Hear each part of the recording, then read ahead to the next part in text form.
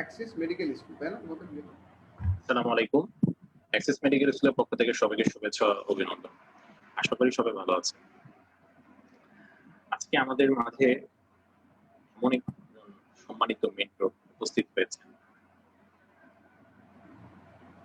যাকে আমরা সবাই চিনি, যার পরিচয় করে দেওয়ার মতো নতুন কোনো কিছু নেই, এবং এটা আমাদের কাছে এক ধরনের ব্লেসিং যে আলহামদুলিল্লাহ আমরা আমাদের সম্মানিত মেন্টরকে আমরা কাছ থেকে দেখতে পাচ্ছি, এবং ৮০,০০০ মেডিকেল এন্ড ডেন্টাল স্টুডেন্ট আজকে এই অনলাইন প্ল্যাটফর্মের মাধ্যমে আমাদের সম্মানিত মেন্টর স্যারের ক্লাস করতে পারে। আজকে আমাদের সম্মানিত মেন্টর স্যার শুধু এতদিন তাকে আর্মফোর্স মেডিকেল কলেজের স্টুডেন্টের ক্লাস করতে পারত, কিন্তু আজকে এই অ্যাক্সিস মেডিকেল স্কুলের মাধ্যমে সারা বাংলাদেশের মেডিকেল স্টুডেন্টরা আমাদের স্যারের ক্লাস করতে পারে।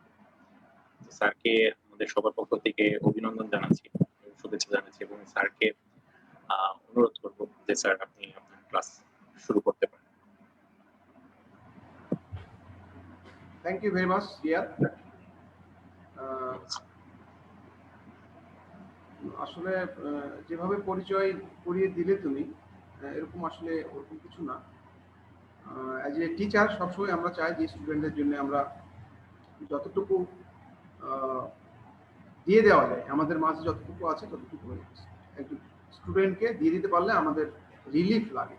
এবং তো thank you very much again Riyad, যে এরকম একটা অ্যাক্সিস মেডিকেল স্কুল যেটা কিনা আন্ডার গ্র্যাজুয়েট এবং পোস্ট গ্র্যাজুয়েট স্টুডেন্টদের জন্য একটা বড় প্ল্যাটফর্ম শিখার, জানার। আমরা অনেক কিছু মেডিকেল কলেজে জানতে পারি না, অনেক কিছু লেকচার ক্লাসে শেয়ার করতে পারি না। এটা একটা বড় অ্যাচিভমেন্ট আমি বলবো। আমি অভিনন্দন জানাই অ্যাক্সিস মেডিকেল স্কুলকে এই ধরনের একটা প্রোগ্রামে আমাকে আমন্ত্রণ করার জন্য আমি কৃতজ্ঞ তোমাদের কাছে। সো আমি লেফটেন্যান্ট কর্নেল শহীদুল ইসলাম। আমি I passed from Dhaka Medical College back in 2005 and I joined Bangladesh Army 2007, and thereafter now I am in Armed Forces Medical College as Associate Professor of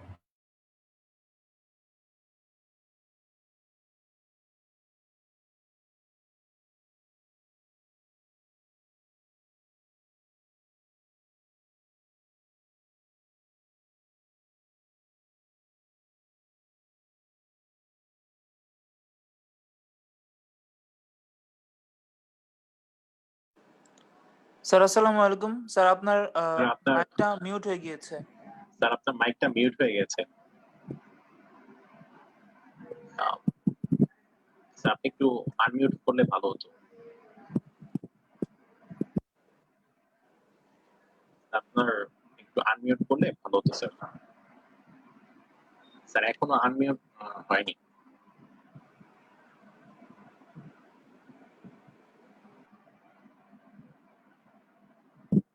sir আপনি একটু unmute করলে ভালো হতো।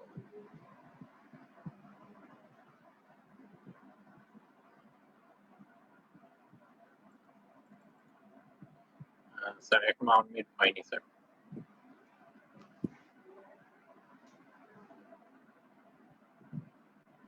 Sir ওইখানে sir এখন হচ্ছে শোনা যাচ্ছে।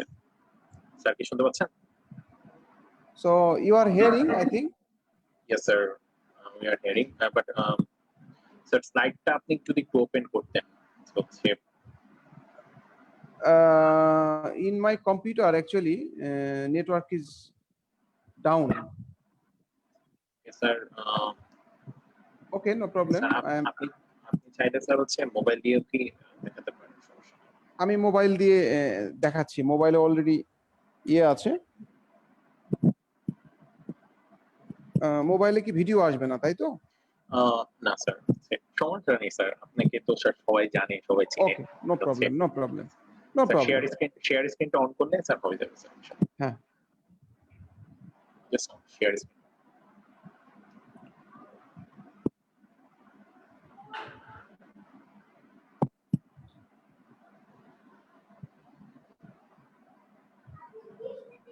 So I think it is now visible. Okay. জি স্যার স্যার আপনি Okay. জি sir Thank you very much.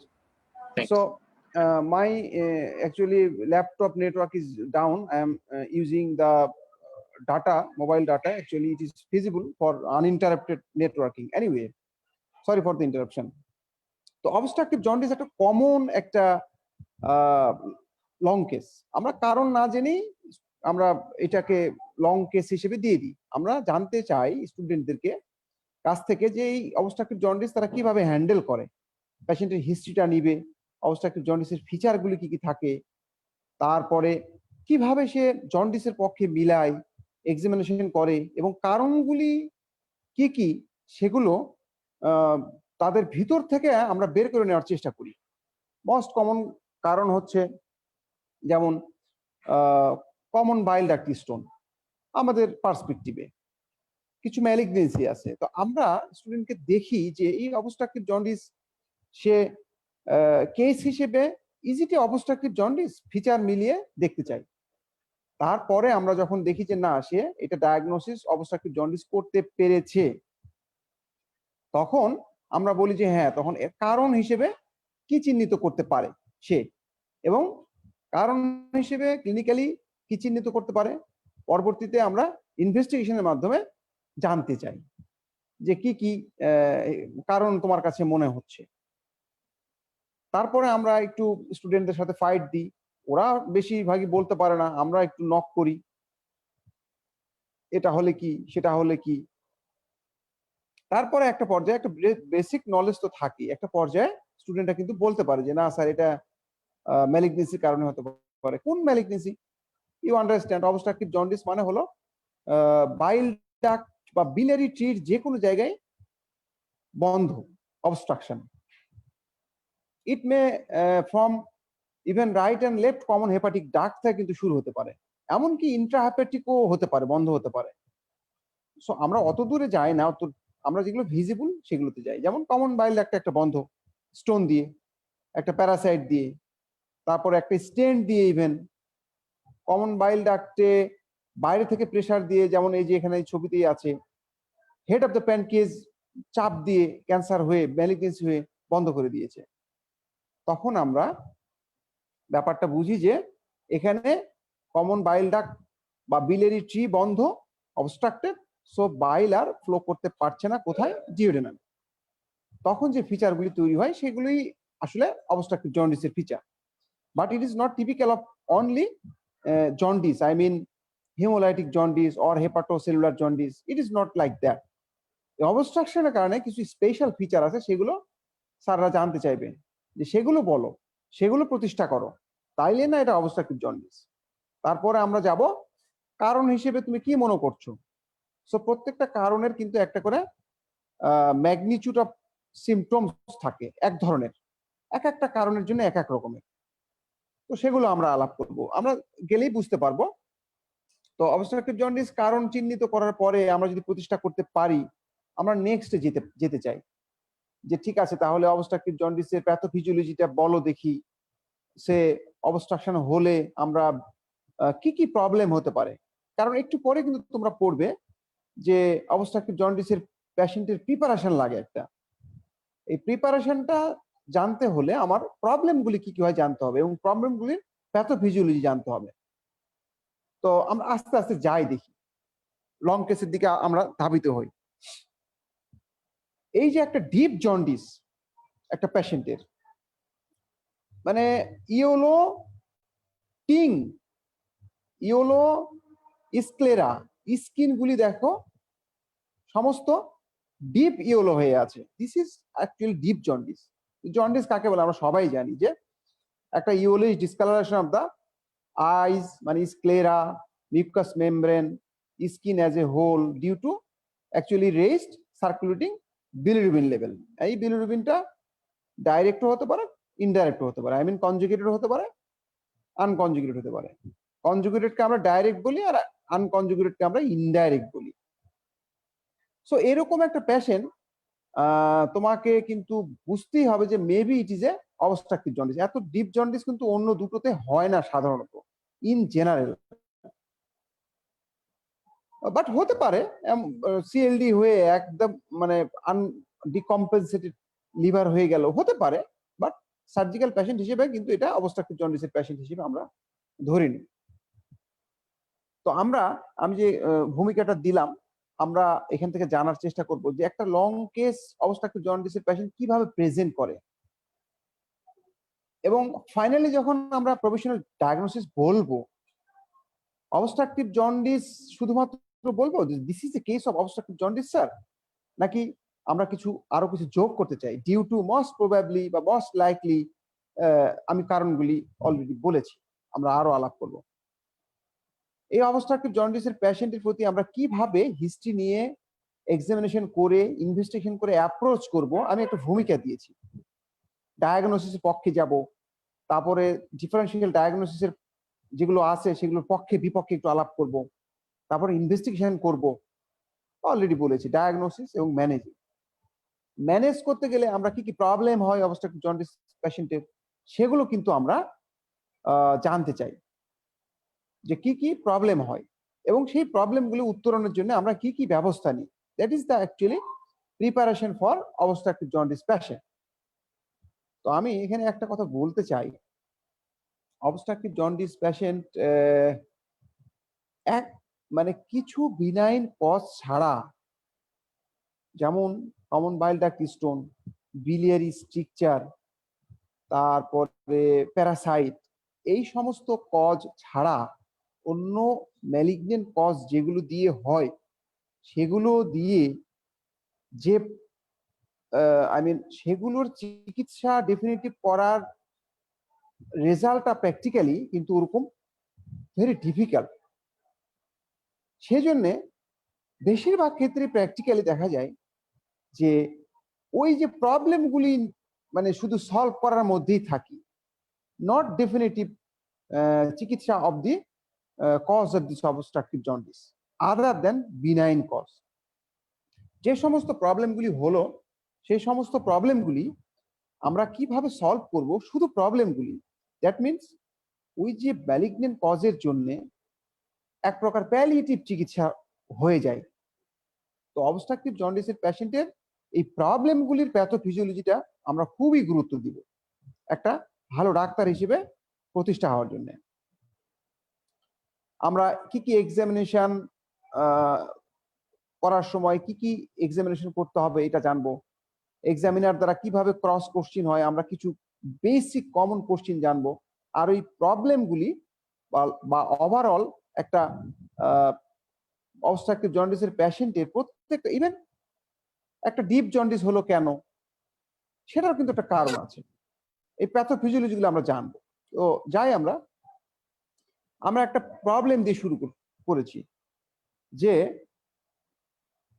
একটা 45 ইয়ার্স ওল্ড মেল পেশেন্ট একটা পেইনফুল ইন্টারমিটেন্ট জন্ডিস নিয়ে এসেছে। জন্ডিস আছে সেটা আবার ব্যথা যুক্ত, আবার মাঝে মাঝে হয়েছে ভালো হয়েছে। ইন্টারমিটেন্ট মিন্স একবার জন্ডিস হবে, উপরের দিকে যাবে এবং একটা নির্দিষ্ট সময়ের পর আবার নিচে নেমে যাবেন, ভালো হতে থাকবে, যে কোনো কারণে হোক ভালো হতে থাকবে। অবস্ট্রাকশনটা দূর হয়ে যাবে, ভালো হয়ে এমনই ভালো হবে যে একদম নর্মাল ভালো হয়ে যাবে। আবার দেখা যাবে যে কিছুদিন পরে আবার শুরু হলো। This is called intermittent jaundice. এবং এই জন্ডিসটার সাথে যদি ব্যথা থাকে, স্যার আমার পেটে ব্যথা ছিল, আর অবস্ট্রাকটিভ জন্ডিসের কিন্তু 3টা ক্লিনিক্যাল ফিচার আছে, এটা আমরা জানতেই হবে। খালি জন্ডিসের ফিচার ব্যাপারটা আলাদা, আর অবস্ট্রাকটিভ জন্ডিসের ফিচারটা আলাদা।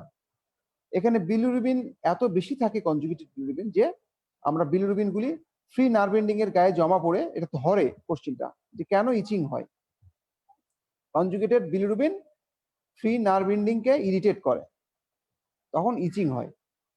তারপর হচ্ছে পেল স্টুল থাকে, মানে হলো যেহেতু বাইলটা ডিওডেনামে যেতে পারছে না অবস্ট্রাকশনের কারণে, যেহেতু স্মল ইন্টেস্টাইনে যেতে পারছে না, সে কারণে সেখানে কিন্তু বাইলের যে ফ্যাট এবং ফ্যাট সলিউবল ভিটামিন অ্যাবজর্পশনের যে ব্যাপার স্যাপার থাকে, ডাইজেশনের কিছুই হয় না। সো একটা ফ্যাটি স্টুল, ফ্রোদি স্টুল, পেল স্টুল থাকে। আর একটা হলো ডিপ জন্ডিস। এই তিনটা হলো criteria for the obstructive jaundice. প্রত্যেককেই জানতে হবে যে ডিপ জন্ডিস হবে, জন্ডিসটা হেন তেন নয়, জন্ডিসটা অনেক ডিপ, আই মিন তাহলে বিলিরুবিনের মাত্রা বেশ থাকে 10, 15, 20 ইত্যাদি। ইচিং থাকবে আর হচ্ছে পেল স্টুল থাকবে। দিস ইজ দা, তো এরকম একটা পেইনফুল ইন্টারমিডিয়েট জন্ডিস নিয়ে এসছে, তার সাথে পেটে ব্যথার সাথে ফিভার এবং severe episodes of vomiting at the onset of the jaundice each time, মানে জ্বর এবং বমি হয়েছে ওই সময়, এবং শিভারিংও হতে পারে। On examination anxious, deeply icteric, multiple scratch mark, চুলকানির জন্য, ইচিং এর জন্য স্ক্র্যাচ মার্ক পড়েছে over the trunk, mildly anaemic, dehydrated, mild tenderness over the epigastric region, এবং liver and gallbladder are not palpable. এই কথাটা কিন্তু খুবই ইম্পর্টেন্ট এখানে। যেহেতু ব্যথা ছিল সেহেতু পেটে টেন্ডারনেস পাওয়াটা স্বাভাবিক। অ্যানিমিয়া, ডিহাইড্রেশনের ব্যাপারটা আমি পরে বলছি। আর liver and gallbladder are not palpable. তাহলে এই যে সামারিটা বললাম, এই সামারিটা টোটালটা কিন্তু এই পুরো লং কেসের সামারি। আমরা আস্তে আস্তে কিন্তু যাব ওইদিকে।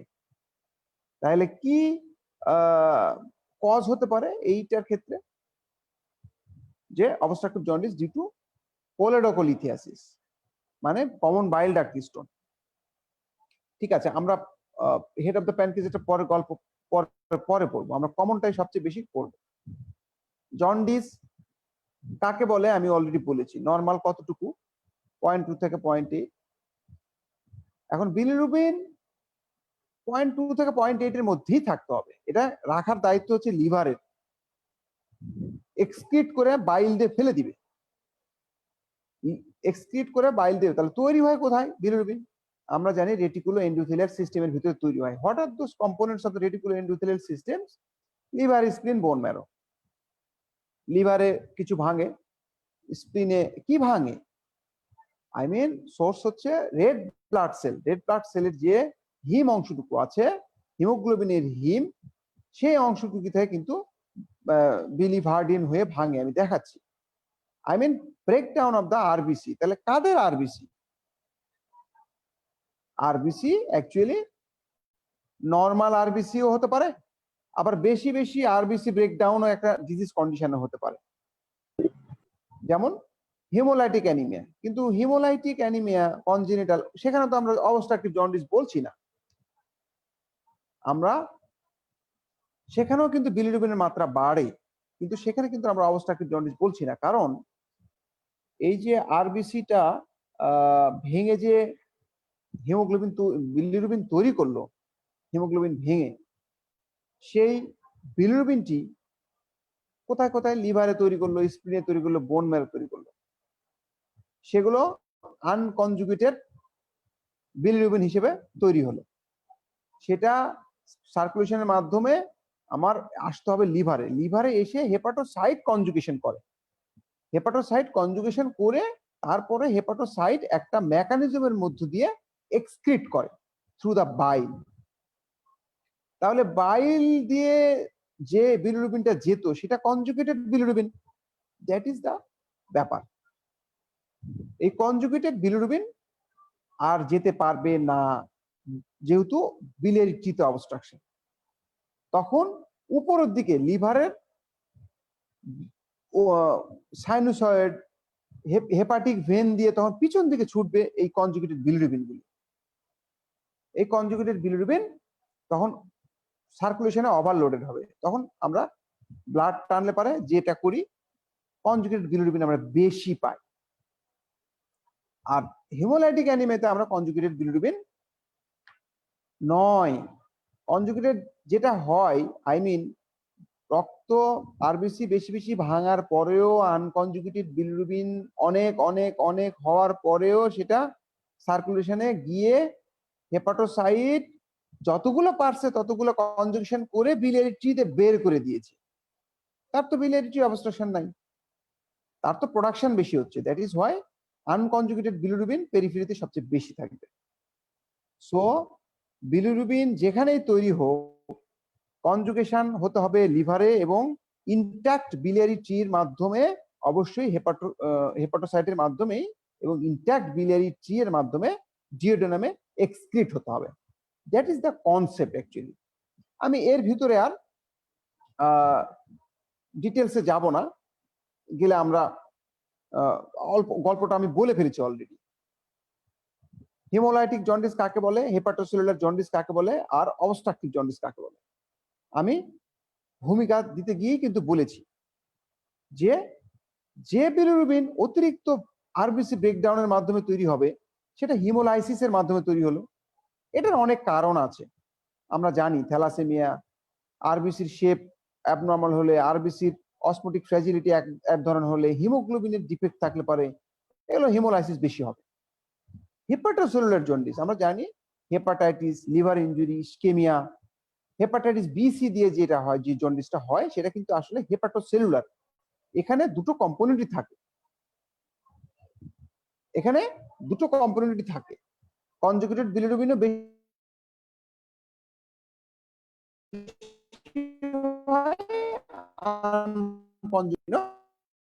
তো আমি মনে হয় কিছুক্ষণের জন্য একটু অফলাইন ছিলাম। Anyway, obstructive jaundice, surgical jaundice, cholestatic jaundice, এটা তিনটা নাম অবস্ট্রাকটিভ জন্ডিসের। কারণ অবস্ট্রাকশনের কারণে এটা জন্ডিসটা তৈরি হলো, এবং এমনই অবস্ট্রাকশন যেটাকে কারেক্ট করতে গেলে মিনিমাম একটা এন্ডোস্কোপিক প্রসিজিওরও লাগবে। So considering that procedure, even সার্জারির কথা তো বাদই দিলাম, that is why it is surgical jaundice. কেন আমরা বলি যে সার্জিক্যাল জন্ডিস, অবস্ট্রাকটিভ জন্ডিসকে সার্জিক্যাল জন্ডিস এই কারণেই বলি যে এটা রিলিভ করতে গেলে কোনো না কোনো মেথডে আমাকে একটা ইন্টারভেনশন করতেই হয়। কোলোস্ট্যাটিক জন্ডিস মানে হলো বাইল স্ট্যাসিস হয়ে জমা হয়ে যে জন্ডিসটা তৈরি হয়, এই সংক্রান্ত ব্যাপারটাকে কোলোস্ট্যাটিক বলা হয়। আমি অলরেডি বলেছি এইটার পার্থক্য খুবই ইম্পর্টেন্ট, বিশেষ করে ক্লিনিক্যালি কোনটাতে মাইল্ড থাকবে আর অবস্ট্রাকটিভ ডিপ থাকবে।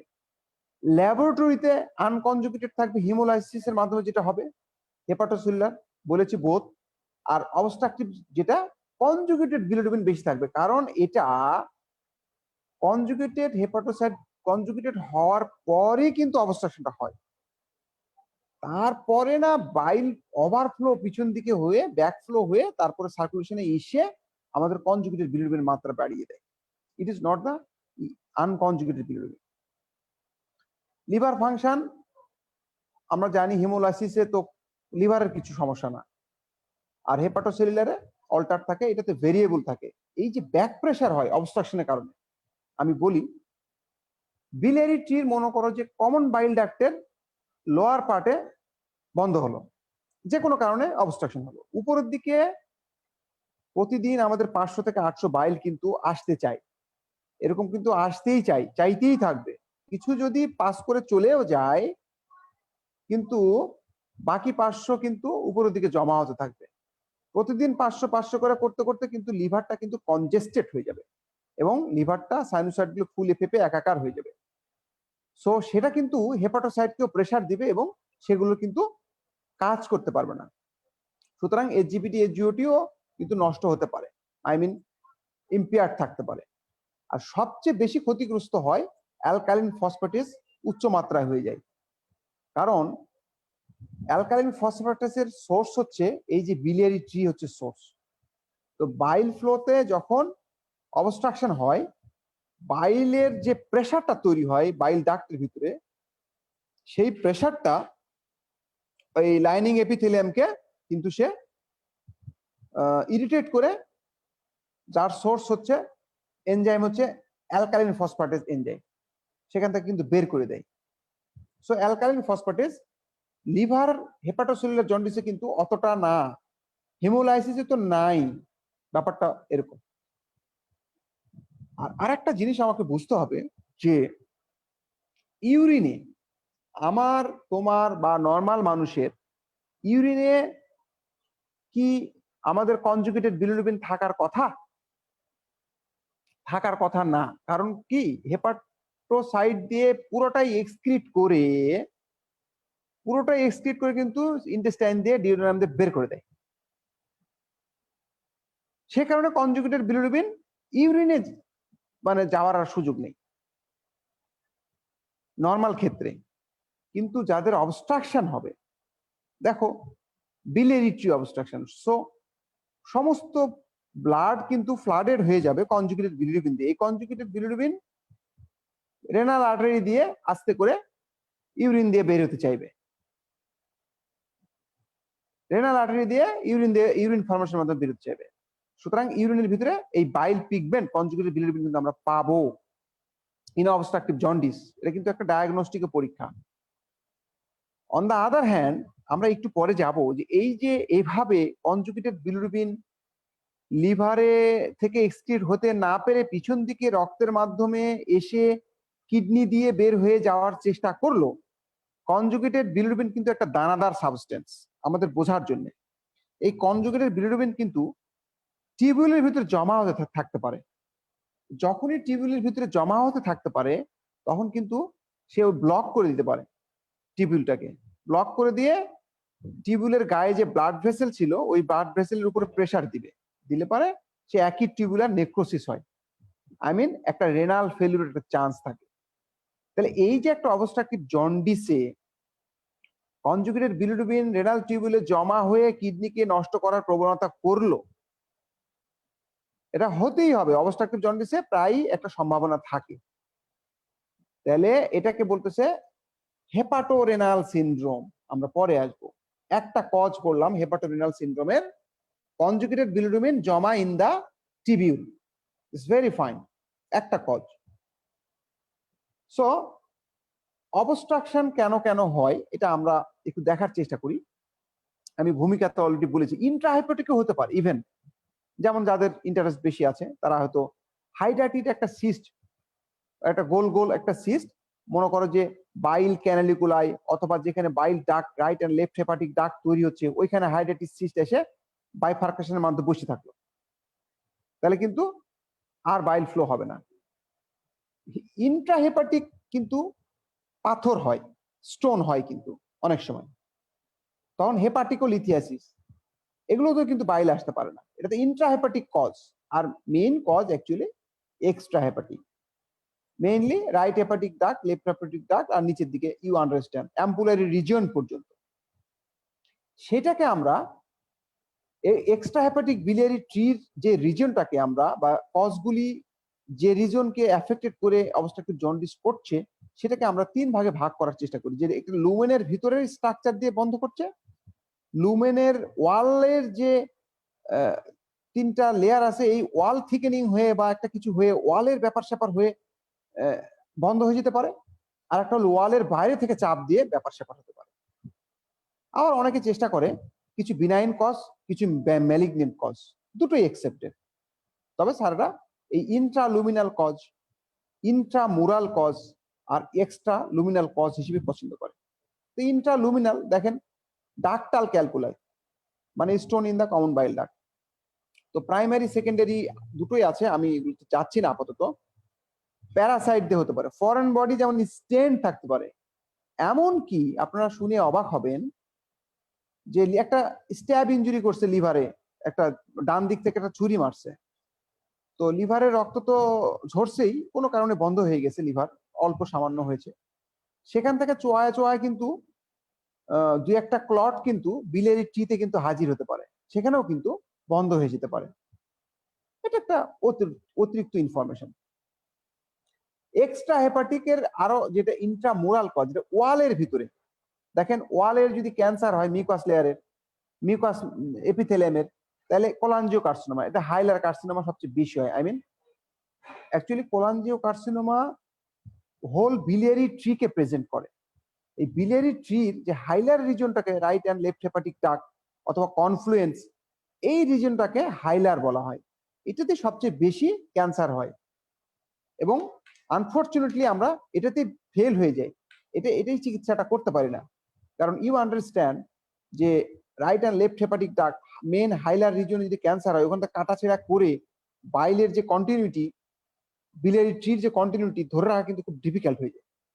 দ্যাট ইজ ওয়াই মানে পার্সেন্টেজ বেশি অকারেন্সের, মানে ইনসিডেন্সের, সে কারণে আনফরচুনেট বেশি যে আমরা ওইখানে চিকিৎসা করতে পারি না।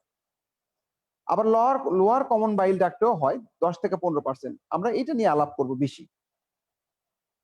ইন্ট্রামুরাল কজ, এটা হচ্ছে এপিথেলিয়ামের গেল। এবার আমরা হোল ওয়াল ধরি, এই ওয়ালের বিলিয়ারি স্ট্রাকচার হয়।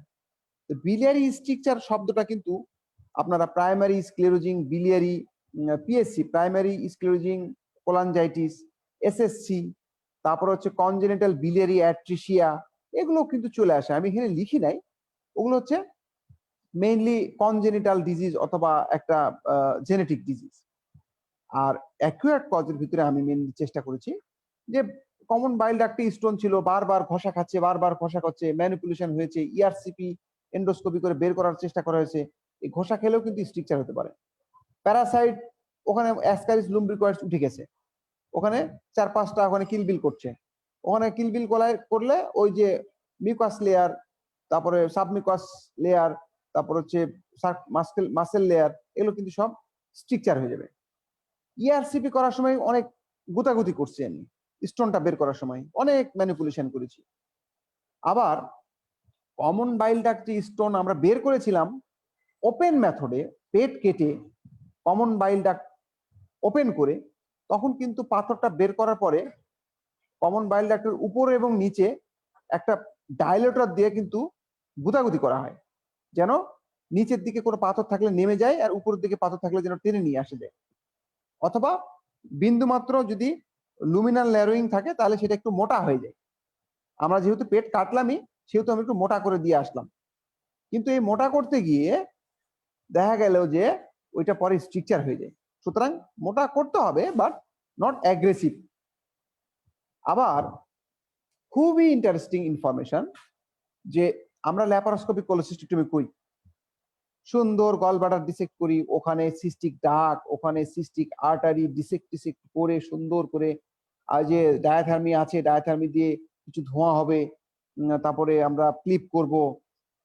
তো ডায়াথার্মি ডিসেকশন করার সময় আমরা যদি বুকে হাত দিয়ে বলতে না পারি যে এটা সিস্টিক ডাক এবং সিস্টিক আর্টারি, আমরা চারপাশ দিয়ে যেমন খুশি তেমন ডায়াথার্মি চালালাম, ওর যে হিট, ইউ আন্ডারস্ট্যান্ড, এর হিট কিন্তু 300 ডিগ্রি সেন্টিগ্রেড পর্যন্ত কিন্তু হতে পারে। তো কমন হেপাটিক ডাক্টের দিকে অথবা কমন বাইল ডাক্টের দিকে যদি হিট ট্রান্সফারটা হয়, তাহলে কিন্তু কমন হেপাটিক ডাক্ট এবং কমন বাইল ডাক্টের গায়ের উপরে কিন্তু লম্বা ভাবে কিন্তু একটা ব্লাড ভেসেল ছিল, সেগুলো কিন্তু শুকায় যায়, আই মিন পুড়ে যায়, কিছুটা লুমিনাল ন্যারোইং হয়, পরের দিকে কিন্তু সেগুলো আর কমন বাইল ডাক্ট হেপাটিক ডাক্টকে সাপ্লাই দিতে পারে না, তখন কিন্তু ন্যারোইং হওয়ার চান্স থাকে। This is the most importantly laparoscopic cholecystectomy করার সময় আমাদের অনেক পরে 2-4-5 বছর পরে কিন্তু এরকম স্ট্রাকচার নিয়ে আসে। আমরা তখন কিন্তু না কাউকে দোষতেও পারি, না কাউকে ইয়েও করতে পারি, শুধু নিজেরা চিন্তা করি যে আমরা কেন অ্যাগ্রেসিভ ডায়াথার্মি ইউজ। আরো কারণ আছে, আমি বলছি না যে এটাই কারণ, বাট ওয়ান অফ দ্য কারণ আর কি। তো দিস ইজ দ্য ইন্ট্রামুরাল, ওয়ালের ভিতরে।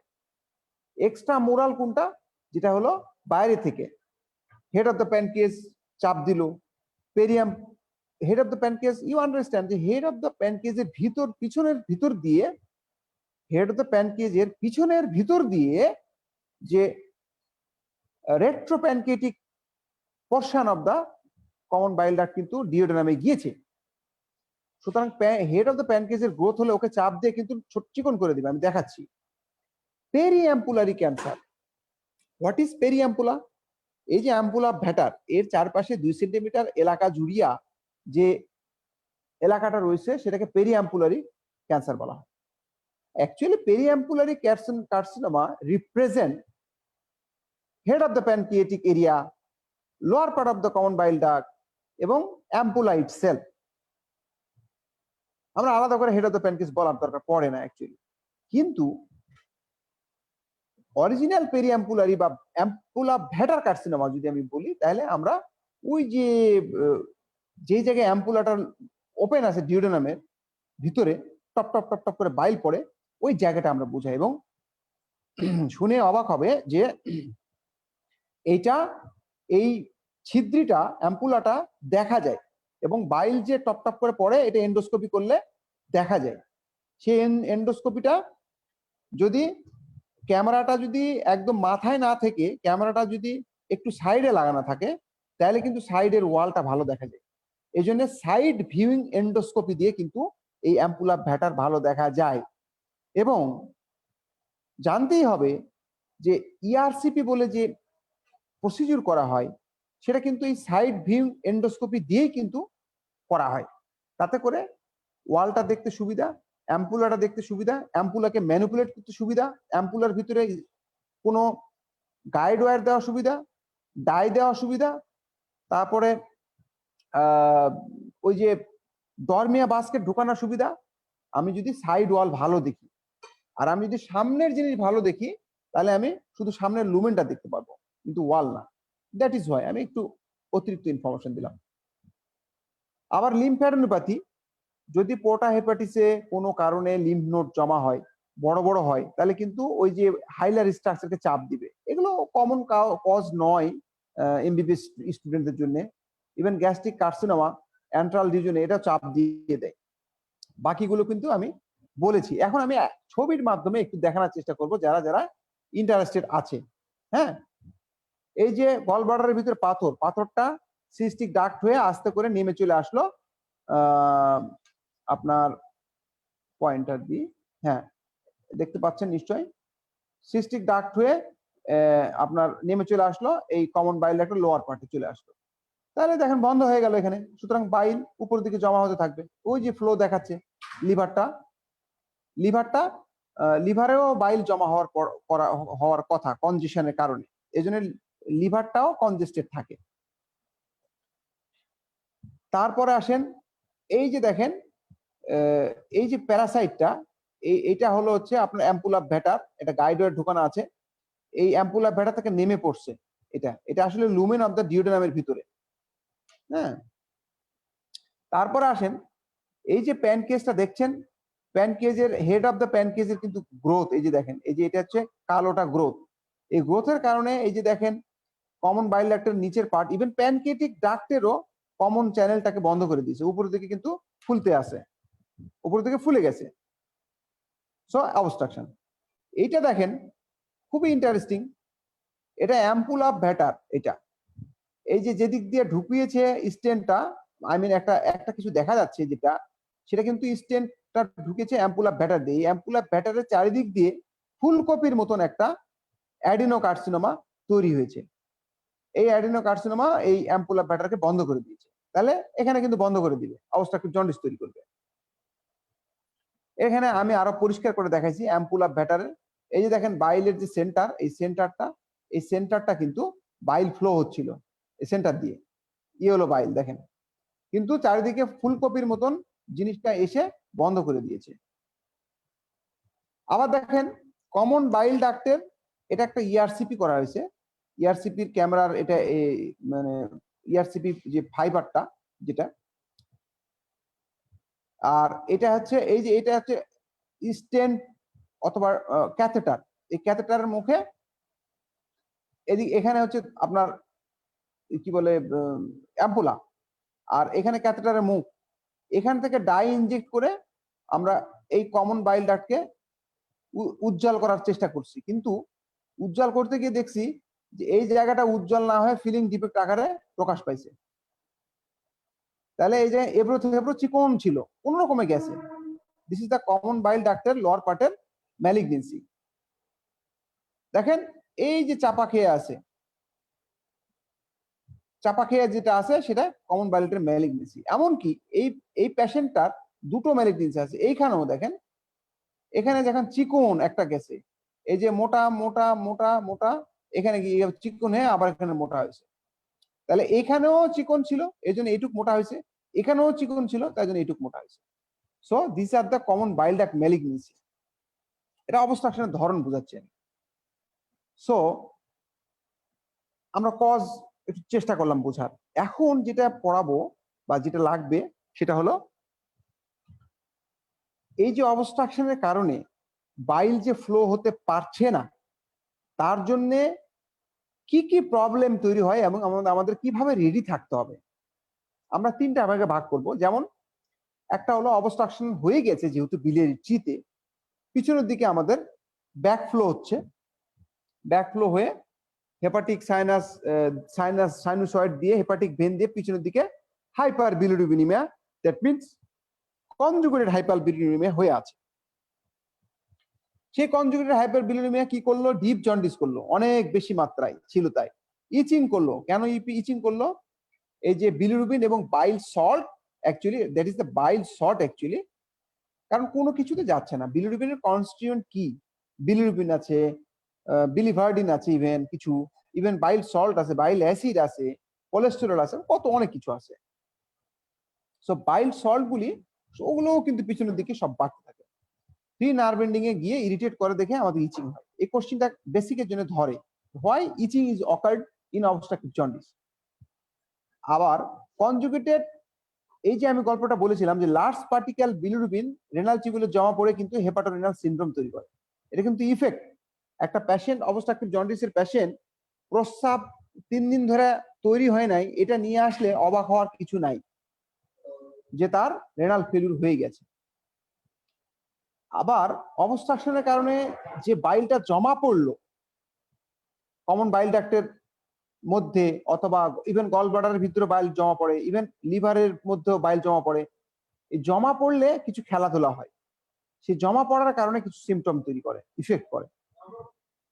যেমন জমা পড়লে ওই জায়গাটা ডাক্টাল প্রেশারটা বেশি হবে স্বাভাবিক, এবং উপরের দিকে প্রক্সিমাল পার্টটা বেশি ডাইলেটেড হয়ে যাবে, আমরা যেটা আল্ট্রাসাউন্ড করলে ডাইলেটেশন পাবো।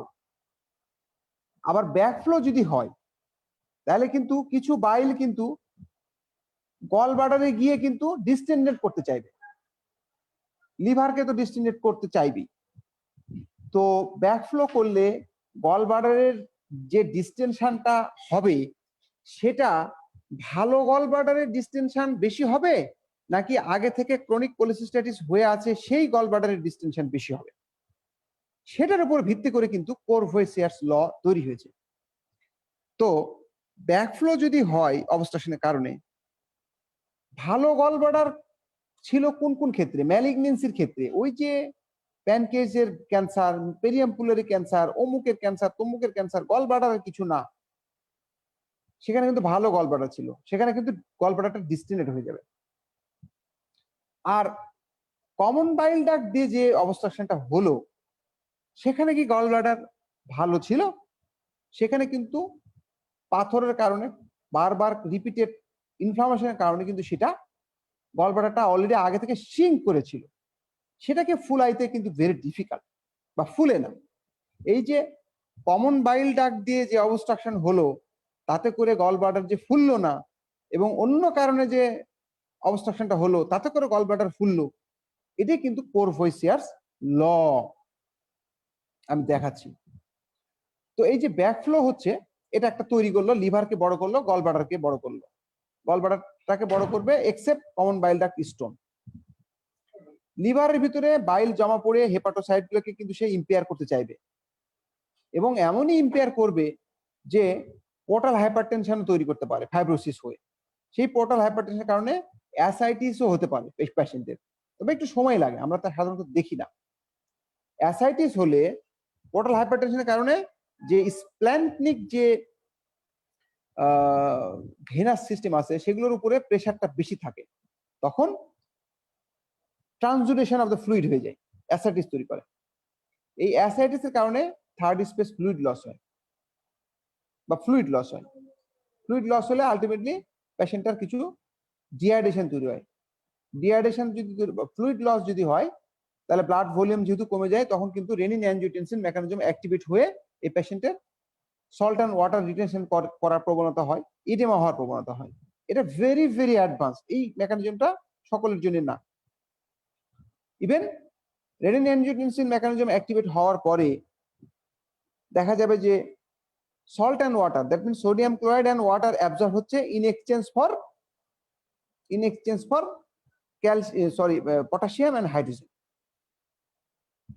তাহলে potassium and hydrogen, salt and water, তাহলে in exchange of potassium and hydrogen, পটাশিয়ামটা এক্সক্রিট করে, আবার হচ্ছে সোডিয়াম এবং ক্লোরাইড পানির সাথে সে অ্যাবজর্ব করে। কিন্তু এই মেকানিজমটা এতটাই জটিল যে সল্টের থেকে ওয়াটার বেশি অ্যাবজর্ব করার কারণে সেখানে ডাইলুশনাল হাইপোনাট্রিমিয়া হয়ে বসে থাকে। সো ইলেকট্রোলাইট ইমব্যালেন্স হচ্ছে, হাইপোনাট্রিমিয়া, হাইপোক্যালিমিয়া এবং ডিহাইড্রেশন হচ্ছে। এটা একটু মনে রাখতে হবে। আমাকে কিন্তু নর্মাল স্যালাইন দিয়ে কারেকশন করতে হবে, পটাশিয়াম সাপ্লিমেন্ট লাগতে পারে। ওই যে আমরা পরে বলবো যে কি কি প্রবলেম হচ্ছে, তাহলে আমরা বলবো ফ্লুইড এন্ড ইলেকট্রোলাইট ইমব্যালেন্স হচ্ছে বা ব্যাপারটা নষ্ট হচ্ছে। এখন মোস্ট ইম্পর্টেন্ট, এটা আমরা বুঝি না অনেকে, এই যে স্ট্যাটিক বাইলটা থাকলো কমন বাইল ডাক্টের ভিতরে অথবা গলব্লাডারের ভিতরে অথবা রাইট এন্ড লেফট হেপাটিক ডাক্টের ভিতরে অথবা লিভারের ভিতরে, আমাদের আপনাদের কি ব্যাপারটা কি? বাইল যে কন্টিনিউয়াস ফ্লো হয়ে ডিওডেনাম দিয়ে চলে আসতো, তাতে করে কিন্তু ডিওডেনাম থেকে কোনো প্রকার ব্যাকটেরিয়া ইভেন প্যারাসাইট পর্যন্ত ওঠার সাহস পেত না ফ্লো এর কারণে।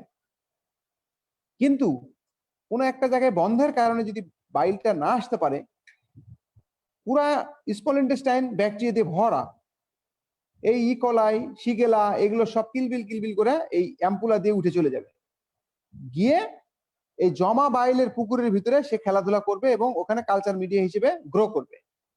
গ্রো করার সাথে সাথে সেই ইকোলাই প্যাথোজেনিক হয়ে সেখানে কিছু টক্সিন লিবারেট করে সে কিন্তু লোকালি কোলাঞ্জাইটিস তৈরি করবে। লোকাল কোলাঞ্জাইটিস তৈরি করার পাশাপাশি সে কিন্তু ওখান থেকে ব্লাডে অ্যাবজর্ব হয়ে যেতে পারে, ব্যাকটেরিয়া হয়ে যেতে পারে, সারা শরীরে ছড়িয়ে যেতে পারে, ইভেন সেপ্টিসিমিয়া হয়ে যেতে পারে। তাহলে এই যে বিলিয়ারি স্ট্যাসিসের কারণে যে বিলিয়ারি সেপসিস হলো, এই বিলিয়ারি সেপসিস টার্মটা আর urinary sepsis due to BEP, এই দুটো টার্ম কিন্তু সার্জারিতে খুব ঘন ঘন আসবে। তো বিলিয়ারি সেপসিস হওয়ার ফলে গ্রাম নেগেটিভ ব্যাকটেরিয়াগুলি আমাদের ব্যাকটেরিয়া হয়ে এবং সেপ্টিসিমিয়ার প্রবণতা তৈরি করলো। তো এই ব্যাকটেরিয়া হওয়া রুগীকে আমি যদি অ্যাবডোমেন কাটি সার্জারি করার জন্য, তাহলে এই অ্যাবডোমেনের কাটা জায়গায় কি শুকাবে? ব্যাকটেরিয়া দিয়ে কিন্তু উন্ড ইনফেকশন করে ফেলবে, আর সেপটিক শক্ত বাদই দিলাম। So this is the problem with the increase risk or chance of infection in patient with obstructive jaundice. Which type of infection? Yes, this is biliary cholangitis locally আগে হবে, bacteria হবে, septicaemia হবে, তারপরে wound infection হবে। Source কোথায় ছিল? সোর্সটা ছিল স্যার অ্যাসেন্ডিং ইনফেকশন ছিল ডিউ টু biliary stasis। আমি আর একটা সোর্স পরে বলবো। প্রলংড অবস্ট্রাকশন যদি ফরেন বডি দিয়ে হয়, যেমন স্টেন্ট দিয়ে যদি হয়, তাহলে কিন্তু ওখানে কিন্তু স্টেন্টের গায়ে কিন্তু স্টোন ফর্মেশন হতে পারে। এটা একটা অতিরিক্ত ইনফরমেশন। একটা জিনিস ফরেন বডি, লোহার জিনিস, স্টেনলেস জিনিস শরীরে থাকলে পারে এটা কি করতে পারে? এটা স্টোন ফর্মেশন করতে পারে। এই যে কোরভোসিয়ারস ল, আমার মনে হয় যে আমি যে ভাষায় বলেছি এর থেকে সহজ ভাষা আর নাই। তদুপরি এই ভাষাটা লেখার সময় কিন্তু করতে হবে, লিখতে হবে। In a patient with obstructive jaundice due to stone, এই যে এই স্টোন দিয়ে যে obstructive jaundice হলো in the common bile duct, gallbladder is seldomly palpable। দেখেন গলব্লাডারটা আগে থেকে কোলোসিস্টাইটিস হয়ে সিঙ্ক হয়ে বসে আছে। So seldomly palpable, less than 10%. This is the information. As the gallbladder is already shriveled, fibrous by chronic calculus colitis. But due to the other cause, যেমন carcinoma of the head of the pancreas, perinephroid cancer, lower CBD, gallbladder is very often palpable. Gallbladder is very, এই গলব্লাডারটা আগে ভালো ছিল, তাই জন্য ফুলে ফেপে অস্থির। This is কোরভোসিয়াস ল বলা হয়। এখন এক্সেপশন দুটো আছে, সেটা আবার স্যাররা ধরে যে বলো তো বাবা এক্সেপশন কি? স্টোন দিয়ে হলেও গলব্লাডার ফুলতে পারে যদি এইখানে একটা স্টোন আজীবনের জন্য বন্ধ থাকে, এখানে একটা স্টোন, এখানে দিয়ে একটা স্টোন, তাহলে ডাবল ইম্প্যাকশন অফ দ্য স্টোন যদি হয়, তাহলে কিন্তু এই স্টোনের কারণে সে বাইল ফ্লো হবে না, তখন এই গলব্লাডারটা কিন্তু ফুলে যাবে প্রথম দিকের অ্যাটাকের দিকে, বিশেষ করে মিউকোসিল যখন হয় তখনের দিকে। তাহলে ডাবল ইম্প্যাকশন অফ দ্য স্টোন একটা, আর ক্রনিক ইম্প্যাকশন অফ দ্য এই একটাই জানো, one stone in the cystic duct, one in the primary common bile duct. Primary ductal calculi with no disease in the gallbladder. Sorry, আরেকটা হলো যে এমনই স্টোন তৈরি হয়েছে, এই স্টোনটা এমনই ভাবে তৈরি হয়েছে যে গলব্লাডারের প্যাথোলজি দায়ী না, এই স্টোনটা দায়ী আমরা সাধারণভাবে জানি যে গলব্লাডার থেকে আসা স্টোন, তার মানে গল স্টোন হয়ে আসছে। যদি কোনো কারণে গল স্টোনে স্টোন হয় নাই অথচ বাইল ডাক্টে স্টোন হয়েছে, that is the primary calculi, যে কমন বাইল ডাক্ট নিজেই স্টোন তৈরি করেছে, কমন বাইল ডাক্ট নিজেই স্টোন তৈরি করেছে, কিন্তু গলব্লাডারে কোনো প্রবলেম ছিল না। তাহলে গলব্লাডার, তাহলে সেই গলব্লাডার কিন্তু ভালো গলব্লাডার কিন্তু ফুলে যাওয়ার সম্ভাবনা থাকবে। সেই জন্য বলছে primary ductal calculi with no disease in the gallbladder. আচ্ছা, এইটুকু জানো, এই দুটো জানলেই হবে। তারপর আসি আমরা পালপেবল গলব্লাডার উইথ জন্ডিস। আর পালপেবল এটা সকলের জন্য না, এটা মেইনলি পোস্ট গ্রাজুয়েট স্টুডেন্টের জন্য আমি তৈরি করেছিলাম, আমি এটা চাচ্ছি না। সো দুটো কারণ গল্প করেছি, যে স্ট্যাসিস থাকার কারণে একটা প্রবলেমগুলি হলো, পরে আপনারা এগুলো যেগুলো দিচ্ছি লেকচার ইয়েগুলো স্লাইড গুলো, এটা আপনারা ইভ্যালুয়েট করলে আপনাদের পড়তে সুবিধা হবে পরে। Stasis in the bile duct আর একটা হলো হচ্ছে হাইপার বিলিরুবিনের কারণে হয়েছে। এই দুটো কারণে আমরা গল্প করেছি। এখন এই যে বাইল, প্রথমেই বলেছিলাম যে বাইলটা যে ইন্টেস্টাইনে আসতে পারছে না, তার জন্য প্রবলেম হবে না? কি প্রবলেম? বাইল কি করতো? Fat and fat soluble vitamin absorb করতো। ফ্যাট না হলে স্টিয়াটরি হবে, ম্যাল অ্যাবজর্পশন হবে। ফ্যাট সলিউবল ভিটামিন যদি না হয় তাহলে কি হবে? কি কি নাম? এডিই কে। আমাদের এডিই কেন প্রবলেম হয় না? কারণ এই পেশেন্টটার এডিই এগুলো কিন্তু বেশ কিছুদিন কিন্তু রিজার্ভ থাকতে পারে। এই পেশেন্টটা অসুস্থ হওয়ার আগে কিন্তু 6 মাসের জন্য রিজার্ভ করে বসেছিল, পরবর্তী 6 মাসের ভিতরে কিন্তু দফারাপা হয়ে যায় পেশেন্টটা। আই মিন পরবর্তী 6 মাসেই 3 মাসেই কিন্তু পেশেন্টটা প্রেজেন্ট করে। তখন কিন্তু ভিটামিন এ ডিফিসিয়েন্সি হয় না, যে রাত কানা হয়ে যাচ্ছে, যে স্কিন ইচিং হচ্ছে। ই প্রবলেম হয় না, ডি বোন ভেঙে যাচ্ছে, ভিটামিন ডি নাই। কে প্রবলেম হয়, কারণ এটা জমা থাকে না বেশি দিন। ভিটামিন কে যদি অ্যাবজর্পশন না হয়, তাহলে কে ডিপেন্ডেন্ট প্রোটিন ফ্যাক্টর লিভারে তৈরি হবে না। 2, 7, 9, 10, তাহলে কিন্তু ব্লিডিং এর টেন্ডেন্সি বেড়ে যাবে। তাহলে আমাদের অবস্ট্রাকটিভ জন্ডিসের কেন হচ্ছে? এটা বাইল না থাকার কারণে। তো ব্লিডিং এর টেন্ডেন্সি বাড়া যদি থাকে, এই রুগীকে যদি আমি অপারেশন থিয়েটারে নিয়ে কারেকশন না করে কাটি, তাহলে ঝরঝর ঝরঝর করে কিন্তু ব্লিডিং হয়ে থাকবে, আমরা থামাতে পারবো না। সো ভিটামিন কে দিয়ে আমাদেরকে ইনজেকশন দিয়ে কিন্তু আমাদেরকে এটাকে থামাইতে হবে। যদি ভিটামিন কে না পাওয়া যায়, আমরা ফ্রেশ ফ্রোজেন প্লাজমা দিতে পারি। অন্য রুগীর ফ্রেশ ফ্রোজেন প্লাজমার ভিতরে অনেক কোয়াগুলেশন ফ্যাক্টর পি ফর্মে থাকে, তো এভাবে দিতে পারি আমরা। কয়টা ডোজ লাগে না লাগে এটা পরে দিচ্ছি। আর একটি গল্প বলেছি আমি, যে না ওই গল্পটা বলি নাই, এটা একটা ইম্পর্টেন্ট, যে বাইল সল্ট এবং অ্যাসিড যদি ইন্টেস্টাইনে না আসে, ইন্টেস্টাইনের প্রত্যেকটা এন্টারোসাইট কিন্তু বাইল সল্ট কিন্তু নিজে নিজে খেত এবং প্রসেস করত, medium chain, short chain fatty acid এগুলো তৈরি করত, করে ইন্টারোসাইট গুলোকে সে পুষ্টি দিত, নিউট্রিশন দিত, যার কারণে সে একে অপরের গায়ে সুন্দর লেগে থাকতো। কিন্তু বাইল সল্ট না আসার কারণে এই লেগে থাকাটা নষ্ট হয়ে যায়, ইন্টিগ্রিটিটা নষ্ট হয়ে যায়, এন্টারোসাইট গুলি পোরাস হয়ে যায়। তখন গাটের ভিতরে ওই যে আগের ব্যাকটেরিয়াগুলি, আগে যে অ্যাসেন্ডিং ইনফেকশন হয়েছিল, এখন অ্যাসেন্ডিং এর দরকার নেই।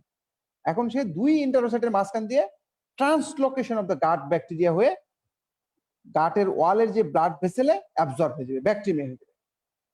তাহলে ওই যে বললাম অবস্ট্রাকটিভ জন্ডিসের ইনফেকশনের সোর্স হলো একটা অ্যাসেন্ডিং ইনফেকশন biliary স্টেসিসের কারণে, আর একটা হলো translocation of the gut bacteria.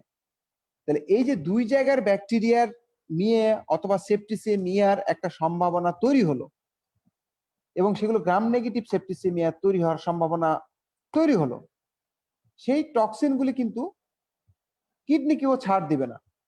কিডনির উপরে একদিকে যেমন কনজুগেটেড বিলিরুবিন জমা পড়েছে, আর একদিকে কিন্তু এই টক্সিনগুলি জমা পড়বে, এবং টক্সিন কিন্তু একাই জমা পড়বে না, আরো কমপ্লিমেন্ট, আরো বিভিন্ন ধরনের ইনফ্লামেটরি মিডিয়েটর নিয়ে জমা পড়বে। তখন কিন্তু টিবিউল ব্লক করে দিতে পারে, অ্যাকিউট টিবিউলার নেক্রোসিস হয়ে যেতে পারে। দেখেন মিলাচ্ছি আমি। তাহলে হেপাটোরেনাল সিনড্রোমের দুটো কারণ আমরা পেয়ে গেলাম। কি? একটা হলো কনজুগেটেড বিলিরুবিন ডাইরেক্টলি জমা পড়লো, একটা হলো যে সেপ্টিসিমিয়ার ইনফেকশন থেকে টক্সিন জমা পড়লো, আর আরেকটা হলো যে এই পেশেন্টটি যেহেতু খেতে পারে না, বমি করে, ফ্লুইড লস থাকে, ওই যে থার্ড স্পেস ফ্লুইড লস থাকে, এগুলোর কারণে কিন্তু তার ভলিউমটা কম থাকে, তখন কিন্তু রেনাল পারফিউশনটা কম হয় দেখে ডিহাইড্রেশনটা, হাইপোভলিমিয়া, হাইপোটেনশন থাকে, সেই কারণে কিন্তু সে রেনাল ফেলিউরের চান্স থাকে। তাহলে হেপাটোরেনাল সিনড্রোম গল্পটা কিন্তু আমরা বলে ফেললাম। একটি রোগীর পূর্ববর্তী অবস্থায় কিডনি ভালো ছিল, কিন্তু লিভার ডিজিজ তৈরি হয়েছে নতুন করে। সেই লিভার ডিজিজটি কি? সেটা হলো ক্রনিক লিভার ডিজিজও হতে পারে, আবার লিভারের আশপাশে বিলিয়ারি ট্রির এই যে অবস্ট্রাকটিভ জন্ডিসও হতে পারে। এইগুলোর কারণে ভালো কিডনির ক্ষতি করাকে হেপাটোরিনাল সিনড্রোম বলে। আমি কিন্তু ভালো করে বলছি যে ভালো কিডনি থাকতে হবে previously, not CKD patient. Impair করাকে হেপাটোরিনাল সিনড্রোম বলা হয়। কারণ কি কি? তিনটি কারণ। আমরা ইহার প্রিভেনশনের জন্য কি কি প্রিভেনশন করতে পারি? অ্যান্টিবায়োটিক একটা দিতে পারি, সুন্দর। ব্লাড ভলিউম মেনটেন করার জন্য আমরা ফ্লুইড দিতে পারি। আমরা ক্যাথেটার দিয়ে আমরা সুন্দর ইউরিন আউটপুট মেজার করতে পারি। আমরা এমন কোনো ওষুধ দিব না যে ডাইরেক্টলি আবার নেফ্রোটক্সিক ড্রাগস হতে পারে। আমরা অসমোটিক ডায়োটিক্স দিতে পারি। আমরা কিন্তু ফুসেমাইড দিব না, আমরা অসমোটিক ম্যানিটল দিব, কারণ frusemide is itself nephrotoxic drugs. So এইভাবে আমরা রেনাল ফেলিউর প্রিভেনশন করতে পারি। আর ভিটামিন কে কিভাবে প্রিভেন্ট করতে পারি? ওই যে ভিটামিন কে ইনজেকশন দিয়ে। এখন দেখেন, ছোট্ট একটা ইনফরমেশন দিয়ে আমরা পরটাতে চলে যাব। তার আগে বলি যে এই যে প্রবলেমগুলি হলো, প্রবলেমগুলি অ্যাড্রেস করার জন্য সলিউশন কিন্তু আছে। আপনি কি প্রবলেম হলো, আমি সলিউশনগুলো পাশাপাশি কিন্তু বলে গিয়েছি। এখন classification of the obstructive jaundice, এইটুকু লাগবে। আপনার একটু পরে যে হিস্ট্রিটা নিতে যাবেন সেখানে লাগবে। অ্যাকর্ডিং টু পেইন আছে কিনা, পেইনফুল হলেই বুঝতে হবে যে পাথর দিয়ে হয়েছে, প্যারাসাইট দিয়ে হয়েছে, ফরেন বডি দিয়ে হয়েছে। এবং কোলানজাইটিসের একটা স্পেল কিন্তু পেইনফুল করতে পারে। আর এই যে carcinoma of the head of the pancreas লুকায় লুকায় আসবে, পেরিঅ্যাম্পুলারি ক্যান্সার লুকায় লুকায় বড় গ্রোথ হবে, হয়ে আস্তে আস্তে বন্ধ করে দিবে এবং এটা পেইনলেস হবে। এখানে কিন্তু পাথর দিয়ে ঘষা খাওয়ার কিন্তু সম্ভাবনা নাই, সেজন্য পেইনলেস। আর অ্যাকর্ডিং টু দ্য ডিউরেশন, আমি গল্পটা বলেছি একটা ইন্টারমিডিয়েন্ট, মানে হবে ভালো হবে পুরোটা, আবার হবে ভালো হবে, এটা ইন্টারমিডিয়েন্ট বলা হয়। ফ্লাক্স, এবং কোথায় হবে ইন্টারমিডিয়েন্ট? ডাক্টাল ক্যালকুলে, মানে I mean common bile duct শুনে হবে। ফ্লাকচুয়েটিং কোথায় হবে? ব্যাপারটা কি ফ্লাকচুয়েটিং হবে, হয়ে ভালো হওয়ার প্রবণতা হবে, কিন্তু পুরোপুরি ভালো হতে পারবে না, নর্মালে আসবে না, তার আগেই সে আবার উপরের দিকে যাবে। তাইলে এইটা কোথায় হয়? সাধারণত কোলাঞ্জিও কার্সিনোমাতে হয়, যে কমন বাইল ডাক্টের ভিতরে যে ক্যান্সারটা হলো এপিথেলিয়াম থেকে, সেটা দিনের দিনে বড় হতে হতে বন্ধ করতে করতে করতে বন্ধ হচ্ছে, এদিকে জন্ডিস বাড়ছে, হঠাৎ করে সেন্ট্রাল সেলগুলি নেক্রোসিস হয়ে খুলে পড়ে যাবে, তখন ঠাস করে অবস্ট্রাকশনটা কিছুটা রিলিজ হয়ে সব বাইল চলে যাবে, কিন্তু পুরোপুরি নর্মাল হওয়ার আগে আবার গ্রোথ হওয়া শুরু হবে, সেই জন্য আবার বাড়া শুরু করবে, ফ্লাকচুয়েটিং হবে। ইয়েস, এখন প্রোগ্রেসিভ, কোনোভাবে কমার সুযোগ নাই। একটা carcinoma of the head of the pancreas যদি হয়, আপনি চাপ দিতে দিতে দিতে দিতে দিতে ওরা একদম কুচকায় ফেলবেন, তাহলে উপরের দিকে বাড়তেই আছে। প্রোগ্রেসিভ জন্ডিসে আমরা কিন্তু হিস্ট্রিতে লাগবে। হ্যাঁ, এখন আমরা মেইন, এতক্ষণ কিন্তু আসলে মেইন অংশতে আসি নাই। আমি যেটাতে যাব সেটা হলো, এর আগেও আমি বলেছি যে একটা লং কেসের কয়েকটা সেগমেন্ট থাকে। একটা নিজে বলা, বলবে যে প্রেজেন্ট ইউর, না, প্রথম কথা হলো যে হ্যাঁ প্রেজেন্টেশন। একটা হলো নিজে কিভাবে বলছেন, আপনার গিয়ারটা ঠিক আছে কিনা, অ্যাটিটিউড, সুন্দর ভাষা, বাচনভঙ্গি, আপনার কম কণ্ঠ, উচ্চ স্বরে কণ্ঠ, মানে একটা মডারেট কণ্ঠ দেবে, ড্রেস, জেস্টার, এগুলো কিন্তু presentation. Application of clinical knowledge to reach diagnosis and exclude differentials. এই যে আপনাকে জিজ্ঞেস করবে বা আপনি বলবেন, সিমটম গুলি অ্যানালাইসিস করে বলবেন, স্যার জন্ডিসটা হচ্ছে ইন্টারমিডিয়েন্ট, বাড়ছে আবার কমে বাড়ছে, এগুলো যে গল্পটা বলবেন এটা কিন্তু অ্যানালাইসিস করছেন আপনি, এগুলো কিন্তু ইম্পর্টেন্ট আমরা দেখি।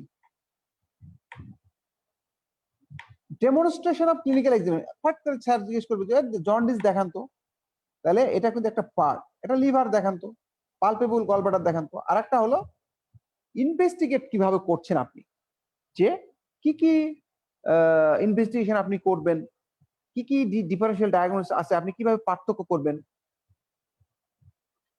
তারপরে ওইটা যদি পারেন তারপরে আপনাকে ট্রিটমেন্টে যাবে এবং কমপ্লিকেশনে যাবে, ফলো আপে যাবে, প্রোগ্নোসিস যাবে। এই সেগমেন্টগুলির একটা অংশ আপনি হয়তো বলতে পারেন না ভালো, কিন্তু আপনার জ্ঞান ভালো আছে, তাহলে কিন্তু আপনি ভালো করতে পারেন পরের গুলো দিয়ে। কিন্তু ওই যে তোতলায় যাচ্ছি, ভয়ের কিছু নাই, সেগমেন্টগুলি বলার চেষ্টা করলাম। প্যাশেন্টের এজ, সেক্স খুবই ইম্পর্টেন্ট। বয়স্ক রোগীদের ম্যালিগনেন্সি, সেক্সটা রিলেট করতে হবে, যেমন স্মোকার মেল পেশেন্টদের carcinoma of the head of the pancreas বেশি হয়।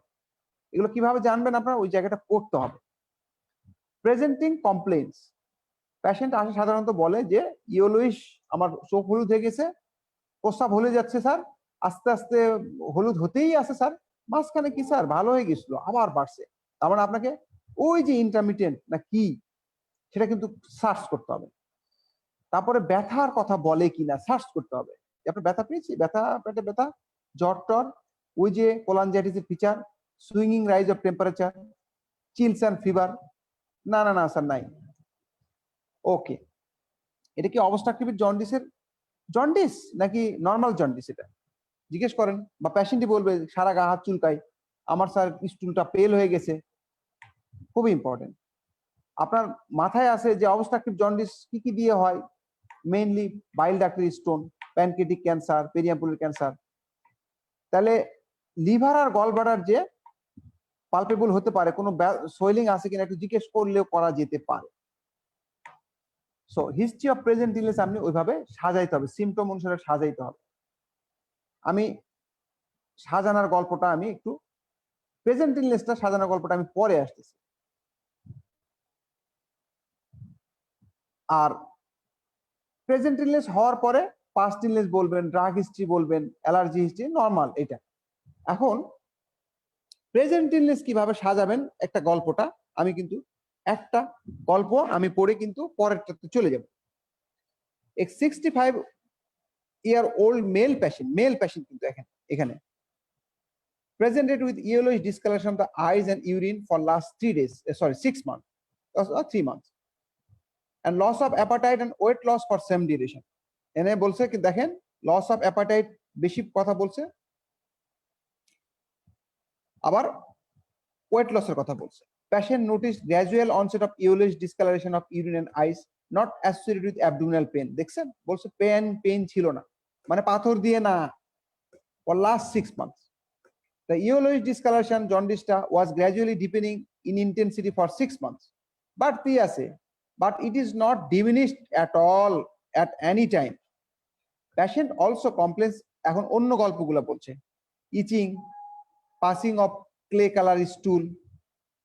ওই কখন থেকে, যখন থেকে জন্ডিস তার শুরু হয়েছে তখন থেকেই তার কাহিনী শুরু হয়েছে, ইচিং আর ইয়ে। He also complained loss of appetite এবং significant weight loss. দেখেন আমি কিন্তু জোর দিয়ে বলছি, সিগনিফিকেন্ট ওয়েট লস কিসে হয়, ম্যালিগনেন্সিতে হয়। অ্যাপাটাইট তো ঠিক আছে, অবস্ট্রাকটিভ জন্ডিস বিলিরুবিন হলে অ্যাপাটাইট সবগুলোরই পেশেন্টই কম বেশি নষ্ট হয়, কিন্তু মোর প্রমিনেন্ট হয় ম্যালিগনেন্সিতে। There is no history of blood vomiting or passage of black tarry stool. এখানে এই পয়েন্টটা আমি কেন বলছি, যদি পেরিয়াম্পুলারি ক্যান্সার হয়, দ্যাট মিনস অ্যাম্পুলা ম্যাটার ডুওডেনামের লুমেনের চারিপাশে যে ঝরে ঝরে ঝরে ঝরে ক্যান্সার সেলগুলো পড়ে যেতে পারে, ব্লিডিং হতে পারে। পেরিয়াম্পুলারি ক্যান্সার হলে পারে একটা ম্যালেনার হিস্ট্রি থাকতে পারে। আমি হিস্ট্রিতেই সেই নলেজটা জানি এবং স্যারকে বলছি। There is no history of blood vomiting, passage black tarry stool, passage of black tarry stool. He may complain of abdominal, সে কিন্তু যেটা বলতো আমরা বলতে পারতাম যে কোনো সোয়েলিং বা লিভার আছে কিনা, গলব্লাডার। আমরা পরে এক্সামিনেশনে কিন্তু খুঁজবো এটা, কারণ এটা যদি ম্যালিগনেন্সির কারণে হয় তাহলে কিন্তু আমাদের লিভার এবং গলব্লাডার পালপেবল হওয়ার কথা। আমরা খুঁজবো এবং ভালো করে ডিসক্রাইব করবো পরে, আমি আসছি। ব্লাডার হ্যাবিটিস নর্মাল এবং ম্যালিগনেন্সির কারণে অন্য জায়গায় যায় নাই, এই জন্য মেটাস্টেটিক কোনো ফিচার নাই। যেমন there is no history of cough, chest pain, bone pain, metastatic complain নাই। প্রত্যেকটা রোগী কিন্তু ম্যালিগনেন্সি চিন্তা করে এই হিস্ট্রিগুলো তৈরি করা হয়। Even common bile duct stone হলেও আমরা এই কথাটা বলতাম, কারণ একটা ম্যালিগনেন্সির পসিবিলিটি যেমন থাকে তেমনি সেটা মেটাস্টাসিস হওয়ার সম্ভাবনা থাকে, তখন আমরা এই কথাটা বলতাম। He is diabetic hypertensive for 5 years on drugs so and so and so. এই যে পূর্বের অসুখটা ডায়াবেটিস হাইপারটেনশন, এটা কিন্তু আমি প্রেজেন্টে নিয়ে আসছি, কারণ এখনো তার প্রেজেন্টের ভিতরেই আছে, অনেক স্যাররা এটা চায়। সো ক্লাসিক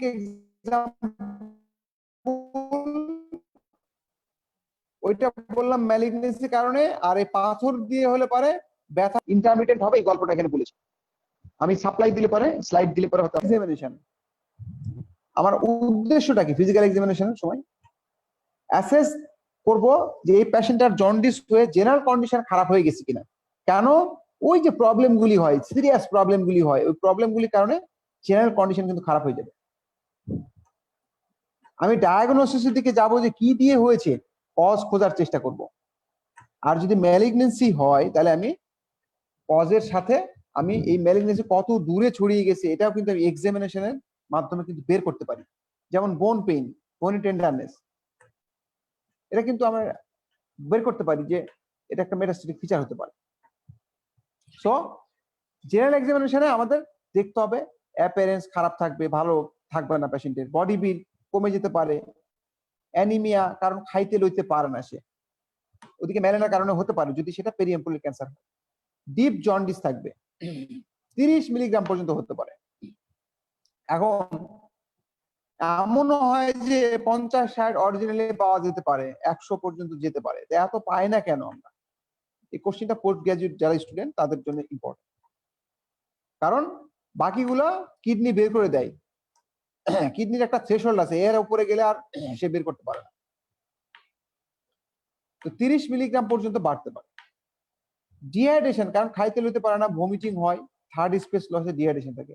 এডেমা, তাহলে এই যে পজিটিভ পয়েন্টগুলি আপনি জেনারেল এক্সামিনেশন সুন্দর করে বলতে হবে যে on general examination ill looking, body build is below average, anaemic, deeply icteric, mildly dehydrated, oedema আছে কিনা বলবেন, ম্যালনিউট্রিশনের কারণে হতে পারে, ভাইটালস গুলি বলবেন, এক্সেসেবল লিম্ফ নোড ইম্পর্টেন্ট, কারণ প্যানক্রিয়াটিক কার্সিনোমা হলে ভার্কোস গ্ল্যান্ডে যেতে পারে, স্ক্র্যাচ মার্ক, ব্রুইজিং, কগুলোপ্যাথি।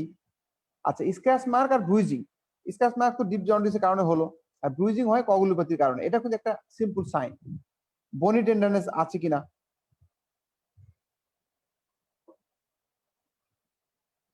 সিস্টেমিক এক্সামিনেশনের ভিতরে আমাদের টার্গেট কি থাকবে যে কোনো পালপেবল লাম্প আছে কিনা, পেটটা ব্যথা আছে কিনা। ব্যথা থাকলে পরে আমি কি দিব, কমন বাইল ডাক্ট স্টোনের দিকে দিব, অথবা কোলাঞ্জাইটিসের একটা স্পেল। এমনকি দেখা যায় যে প্যানক্রিয়াটিক ক্যান্সার, সিহেডো প্যানক্রিয়াস অথবা পেরিয়াম্পুলারি, যেটাই হোক, উপরের দিকে স্ট্যাসিস হয়ে সেখানে এই যে অ্যাসেন্ডিং ইনফেকশন হয়ে একটা কোলাঞ্জাইটিস করে ফেললো। এই কোলাঞ্জাইটিসের কারণে কিন্তু ব্যথা করতে পারে in patient with carcinoma of the head of the pancreas. মিলাইলে কিন্তু হবে না। টিপিক্যাল একটা হিস্ট্রি তার পূর্বে থাকবে যে আমার প্রোগ্রেসিভলি ইনক্রিজিং একটা জন্ডিস ছিল, কম ছিল না স্যার, কমে নাই কখনো, ওইটা দেখে লিড নিতে হবে। বাট ইয়েস, পেট ব্যথা যে শুধুমাত্র কমন বাইল ডাক্ট স্টোনেই হয় তা না, যে কোনো কারণে কোনো কোলাঞ্জাইটিক স্পেল হলে পারে, হতে পারে। অ্যানি পালপেবল লাম্প, যেমন, আচ্ছা এটা একটা কমন সূত্র বলি, যে পেটের ভিতরে কোনো চাকা যদি, বা পেটে এক্সামিনেশন করতে গেলে যদি চাকা পাওয়া যায়, তাহলে কয়েকটা শর্ত কিন্তু মানতে হয়। এই চাকাটা কি পেটের ভিতরে না বাইরে? পেটের ভিতরে যদি হয় তাহলে কি ইন্ট্রাপেরিটোনিয়াল নাকি রেট্রোপেরিটোনিয়াল? তাহলে পেটের ভিতরে নাকি প্যারাটাল সোলিং, এটা আমরা কিন্তু হেড অথবা লেগ রেজিং টেস্ট করলে কিন্তু পেয়ে যাব। আর যদি ইন্ট্রাপেরিটোনিয়াল আর রেট্রোপেরিটোনিয়াল হয়, যে কোনো একটা হয়, আমরা নি এলবো টেস্ট করলে আমরা পেয়ে যাব। এটার ব্যাখ্যাটা আমরা পরে বলবো। সো রিয়াদ কি শুনতে পাচ্ছ আমাকে?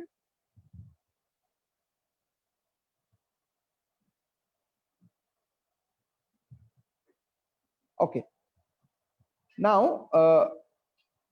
গলব্লাডার যে পাওয়া গেল বা পাওয়া যেতে পারে, কার ক্ষেত্রে পাওয়া যেতে পারে? এটা কি কমন বাইল স্টোন হলে পরে গলব্লাডার পাওয়া যাবে? নিশ্চয়ই না।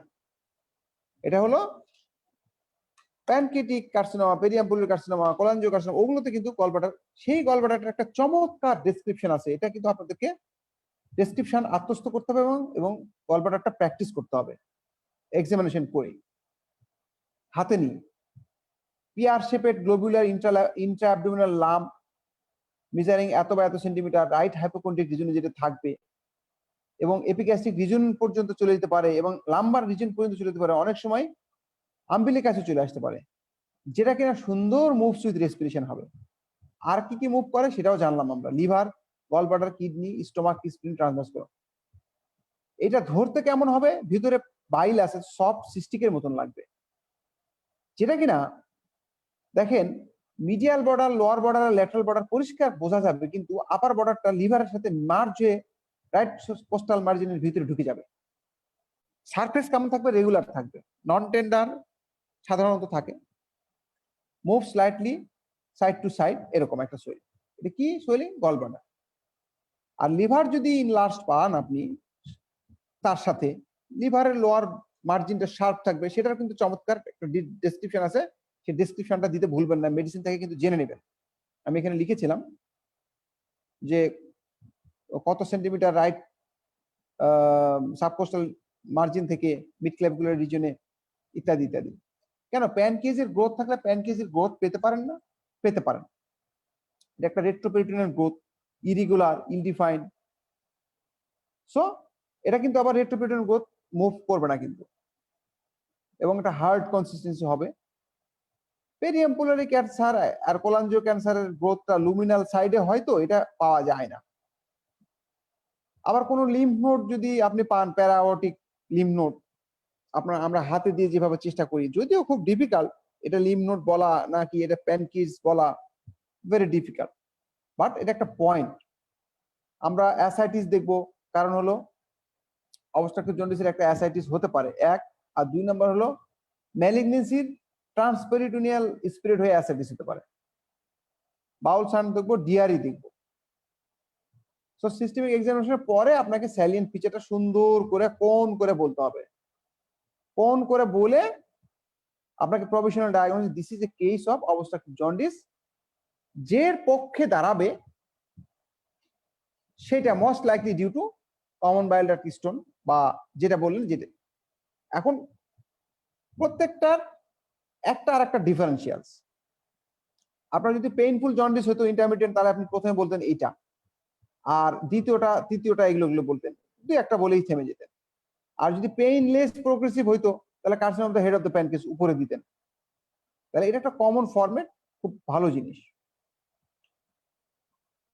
এই পর্যন্ত আপনাকে কিন্তু এক্সামিনার কোনো ইন্টারাক্ট করবে না, করার কথা না, আপনি আপনার মতন বলে যাবেন।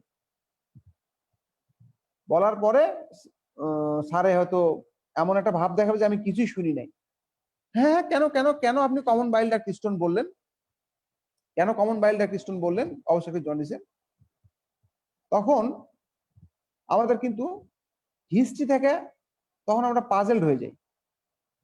তখনকার জন্য গাইডলাইন হলো আপনি হিস্ট্রি থেকে শুরু করবেন, যে ইয়াং পেশেন্ট স্যার এটা, আর বুড়া পেশেন্ট হলে ম্যালিগনেন্সির দিকে যাইতো, স্মোকার, অ্যালকোহলিক, ম্যালিগনেন্সির দিকে। পাস সার্জিক্যাল হিস্ট্রি, এটা আমি বলেছি স্ট্রিকচারের জন্য mainly. Non case of diabetes mellitus, এটা হচ্ছে ম্যালিগনেন্সির জন্য। ওকে, ইন্টারমিটেন্ট জন্ডিস নিয়ে আসছে, অ্যাবডোমিনাল পেইন নিয়ে আসছে, এটা হচ্ছে স্টোনের জন্য, কমন বাইল ডাক্ট স্টোনের জন্য। ফিভার, চিলস, টাইগর, একই কথা, কমন বাইল ডাক্ট স্টোনের জন্য। সো হিস্ট্রিটা দিয়ে শুরু করবেন আর finish with the clinical examination. Clinical এক্সামিনেশনের মোস্ট ইম্পর্টেন্ট পয়েন্টটা হলো আপনাকে একটা জায়গায় গিয়ে বলতেই হবে প্রফেসরস লর যে প্রতিপাদ্য বিষয়, liver gallbladder is not palpable, উচ্চারণ করতে হবে। সেটা হলো common bile duct stone. Yes, liver gallbladder, sorry, I am very sorry,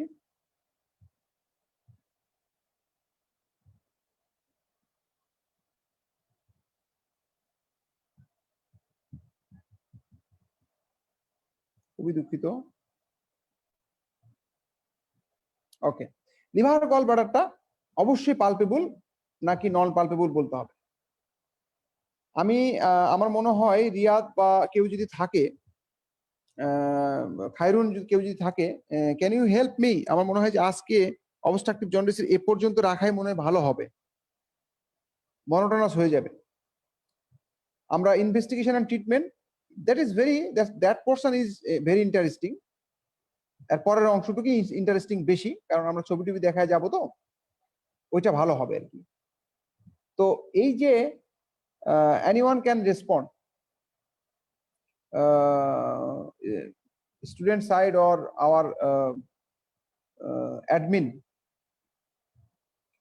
আমরা যে বললাম এটা কমন বাইল ডাক্ট স্টোন নাকি carcinoma of the head of the pancreas নাকি periampullary carcinoma obstructive jaundice due to, তখন স্যারে যদি এই কথা আপনাকে বলে যে কেন কেন কেন, তখন আপনি আস্তে আস্তে করে বিষয়গুলো উপলব্ধি করে বুঝবেন। হ্যাঁ, বলতে পারেন।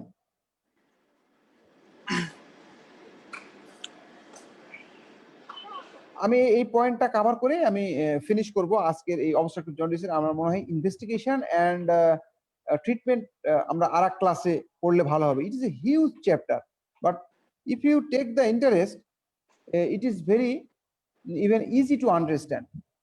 এনিওয়ে, যদি কমন বাইল ডাক্ট স্টোন বলেন, এই যে পুরো আমি বারবার যেগুলো বলে আসলাম, পুরো কেসটার সামারি এরকম: young patient, male patient, intermittent painful jaundice, no history of weight loss. আমি একটু বলে দেওয়ার চেষ্টা করলাম যে এটা ম্যালিগনেন্সি না, কোনো মেলেনা নাই স্যার, ফিভার চিলস টাইগর ছিল, history of same attack last 1 ইয়ারেও কিন্তু এরকম একটা হয়েছিল, আবার ভালো হয়ে গেছে, ডিপলি একটারিক, এনিমিক, ডিহাইড্রেটেড, এগুলো সবগুলোতে থাকবে।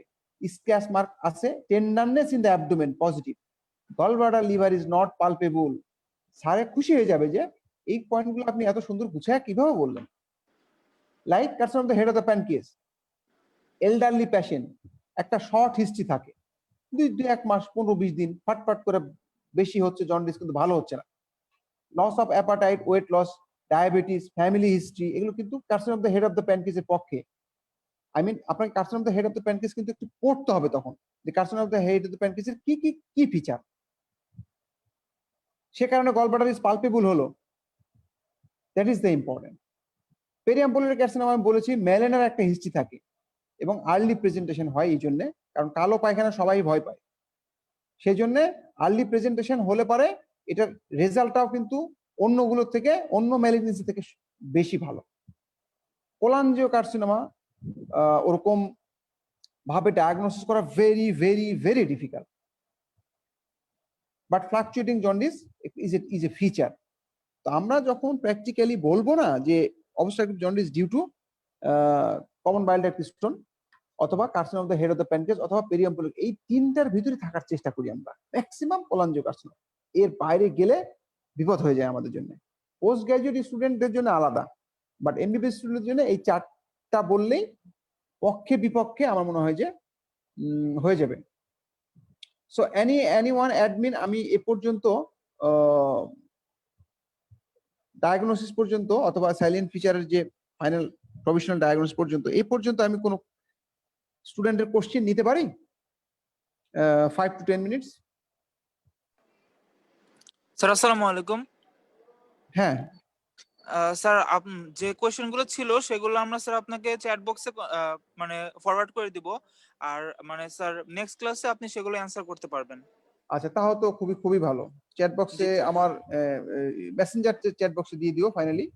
জি স্যার, জি। তাই না? তাহলে ওই কোশ্চেনগুলো আমরা সুন্দর করে, আমার মনে হয় যে একটু সময় নিয়ে পড়লে ভালো ভালো হবে। জি স্যার, অবভিয়াসলি। হ্যাঁ জি স্যার, অবশ্যই স্যার। স্টুডেন্টের পক্ষ থেকে কেউ কি আমি কারো কথা শুনতে পারি? Any student can raise or participant is there?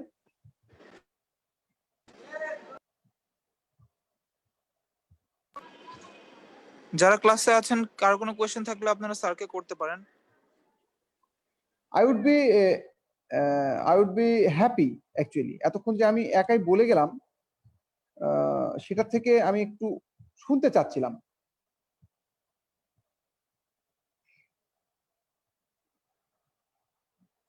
ঠিক আছে, আমার মনে হয় স্টুডেন্ট খুব একটা বেশি নেই, 6 জন মনে হয় স্টুডেন্ট আছে, পার্টিসিপেন্ট দেখছি। আসসালামু আলাইকুম স্যার। স্যার হ্যাঁ। একটা কোয়েশ্চেন ছিল যে যখন sir carcinoma head of the প্যানক্রিয়াসের কথা বলছিলেন, স্যার আমাদের যখন প্রগ্রেসিভ জন্ডিস হয় যেটা হচ্ছে কজ হচ্ছে carcinoma of the head of the pancreas হতে পারে বা হতে পারে স্যার কার্সিনোমা গল ব্লাডার অথবা কোলাঞ্জিও কার্সিনোমা। স্যার এই ক্ষেত্রে কি জন্ডিসের ফিচারের কোনো ডিফারেন্স থাকবে, অথবা যদি ডিফারেন্স না থাকে সেক্ষেত্রে আদার্স কি ফিচার দিয়ে ডিফারেন্সিয়েট করবে? হ্যাঁ, এই জন্ডিসটা তো সাধারণত বলেছি পেইনলেস জন্ডিস হয়। এই যে হেড অফ দ্য প্যানক্রিয়াসের অথবা কোলাঞ্জিওকার্সিনোমা অথবা পেরিয়াম্বুলার কার্সিনোমা, এই তিনটাই কিন্তু পেইনলেস হিসেবে কিন্তু লুকায় লুকায় আসে। পেশেন্ট কিন্তু টের পায় না, এই জন্য পেশেন্ট পাত্তা দেয় না, প্রথমে ঝাড়ফুঁক করে, কবিরাজি করে। আর যখনই ব্যথাযুক্ত জন্ডিস হবে তখনই কিন্তু সে প্রথম দিনে দ্বিতীয় দিনে কিন্তু হাসপাতালে এসে হাজির। That means common bile duct stone প্রথমে ভাবতে হবে। আর এটা হলো পেইনলেস জন্ডিস হয়।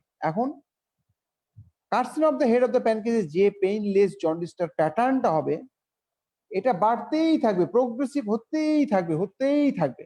এটা কমার সুযোগ নেই, ভালো হয়ে যাওয়ার সুযোগ নেই, দ্বিতীয়বার হওয়ার সুযোগ নেই। একবার শুরু হলে এটা চলতেই থাকবে। So it is A progressive jaundice.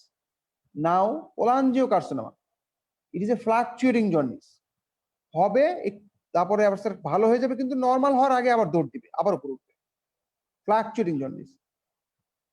আর পেরিয়াম্বুলারি কার্সিনোমা, এটাতেও কিন্তু আসলে প্রোগ্রেসিভ জন্ডিস হয়। কেউ কেউ ফ্লাকচুয়েটিং জন্ডিস বলেও চালায় দিতে পারে, ডিউ টু ওই যে নেক্রোসিস হয়ে ওই মুখটা খুলে গেলে পরে বাইল ফ্লো কিছুটা উন্নতি হয়। কিন্তু অরিজিনালি কেউ কেউ এটাকে প্রোগ্রেসিভ জন্ডিস হিসেবেই একবার শুরু হলে আর ভালো হতে চায় না বললেই বলতে চাই। তাহলে এই যে প্যাটার্নটা দেখে আমরা একটা ধারণা নিয়ে কিন্তু বলতে পারি, কিন্তু বুকে হাত দিয়ে কিন্তু বলা মুশকিল যে স্যার এটাই পেরিয়াম্বুলারি কার্সিনোমা, এই জন্য এটাই কোলাঞ্জিওকার্সিনোমা। আমরা এই জন্য মোস্ট লাইকলি বলে আমরা ডিডি হিসেবে রাখতে পারি। তখন কি কেন নয় তার পক্ষে বিপক্ষে আমরা বলার চেষ্টা করব। ঠিক আছে? জি স্যার, থ্যাংক ইউ স্যার। আচ্ছা, ঠিক আছে। অ্যাডমিন এনিওয়ান, মোসাদ্দেক অর এই যে Naharin, you are very interested. সালাম আলাইকুম স্যার। হ্যাঁ স্যার আসলে স্যার আপনি যেভাবে স্যার আমাদেরকে পড়িয়েছেন স্যার এরপরে আর স্যার কোশ্চেন থাকে না স্যার। স্যার আচ্ছা, হ্যাঁ, এটা একটা ভালো কথা বলেছো। আমি ট্রাই করি, যদি বুঝে থাকো তোমরা, I would be also happy, কোনো সন্দেহ নাই। এনিওয়ান, তারপরও যদি কোনো ইয়ে থাকে চ্যাট বক্সে তোমরা দিয়ে দিও। এবং অনেকেই হয়তো ক্লাস হয়তো সময়ের কারণে মনে হয় ইয়ে করতে পারে নাই, টাইমিং করতে পারে নাই। আর আগামীতে ক্লাসটা আরো একটু শর্ট হয়ে যাবে, অসুবিধা নেই। এক ক্লাসে অবশ্যই একটু জন্ডিস পড়ানোটা খুব ডিফিকাল্ট হয়ে যায়। অ্যাডমিন কেউ যদি রিয়াদ বা কেউ যদি থাকে, হ্যাঁ, আমাদের অপিনিয়ন অথবা আমাদের আমরা যদি 2 ক্লাসে নিতে চাই তাতে তো অসুবিধার কিছু নাই, আছে? না স্যার, যদি মনে করেন যে আমাদের জন্য 2 ক্লাসে ভালো হবে তবে তাহলে স্যার আমরা 2 ক্লাসে সেটা কন্টিনিউ করব। হ্যাঁ, সেটাই ভালো। আমার মনে হয় যে দেখাতে গেলে, কারণ এক্সপ্লেনেশন সহ না বলতে পারলে স্টুডেন্টরা যদি পরে দেখে এই ভিডিওটা, তাহলে দে মে এনজয়। এক্সপ্লেনেশন সহ হলে পারে তারা একটু ভালো বুঝতে সুবিধা হয় আর কি। That is why I am telling, no problem. তো আমরা আজকে এই যে ডায়াগনোসিস ইয়ে পর্যন্ত, ক্লিনিক্যাল এক্সামিনেশন করে আমরা ডিফারেন্সিয়াল ডায়াগনোসিস পর্যন্ত গেলাম, কি কেন হয় তার পক্ষে বিপক্ষে যুক্তি তর্ক দাঁড় করানোর চেষ্টা করলাম। এরপরে আমরা পরীক্ষা নিরীক্ষাতে চলে যাব। That means next class will be on investigation and treatment.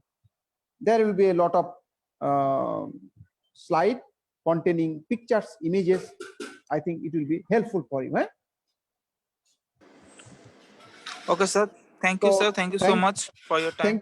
হ্যাঁ, থ্যাংক ইউ ভেরি মাচ। আমি এগেন সকলকে ধন্যবাদ জানাতে চাই পার্টিসিপেশন করার জন্য। Thank you very much. হ্যাঁ, জি স্যার। স্যার আসসালামু আলাইকুম। ওয়ালাইকুম। আসসালামু আলাইকুম স্যার। হ্যাঁ।